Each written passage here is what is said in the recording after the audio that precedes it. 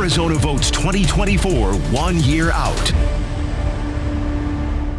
I'm KTAR's Luke Forstner. As part of our week-long series on the 2024 election, I talked to political consultant Tony Connie. We went over some of the big races and why Arizona will be making headlines nationwide. When you're looking at if a state's a battleground state, a lot of times you think presidential only, but we are going to be competitive. We're like one of only probably 4 to 5 battleground states for the presidential. The Senate race is going to be top tier. And then when it comes to the state legislature, there's a chance that it's very close. Republicans only have a 1-seat majority in both the state Senate and House, which means the Democratic Party will be looking for openings. You know, there's 30 legislative districts, and there's probably anywhere from 2 to 4 districts that are actually really competitive. And so the margins are thin. And so there is an opportunity, but it's going to be a challenge. Democrats will have to hold a number of seats, and then they'll have to pick up a couple of seats like in Chandler, North Scottsdale, potentially in like Oro Valley in like the Tucson area.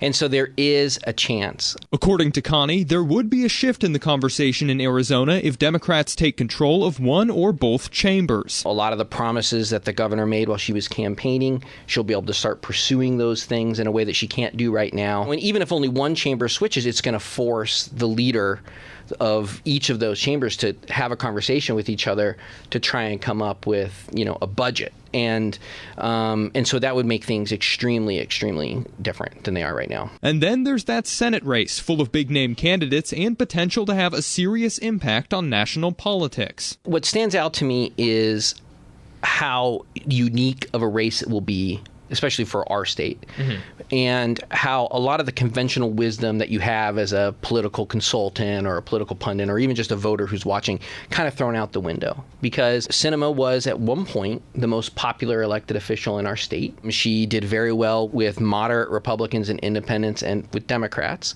And over the course of the past 2 years, her polling in each of those 3 groups has really plummeted. And so the question is, can she regain the support that she once had? Right now, she's polling last of all 3 of those candidates. And then at the same time, there's the idea that Ruben Gallego is a Democrat from a liberal district, even though I've known him for a long time. He's not as liberal as people try and paint him as. So there's a lot of people who would look at this and say, well, there's no way a guy like him could win.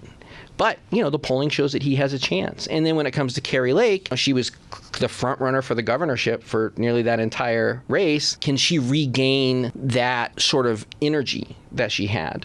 Because now, with the nonstop, they stole the election and all this kind of stuff, polling shows people have grown very frustrated with that.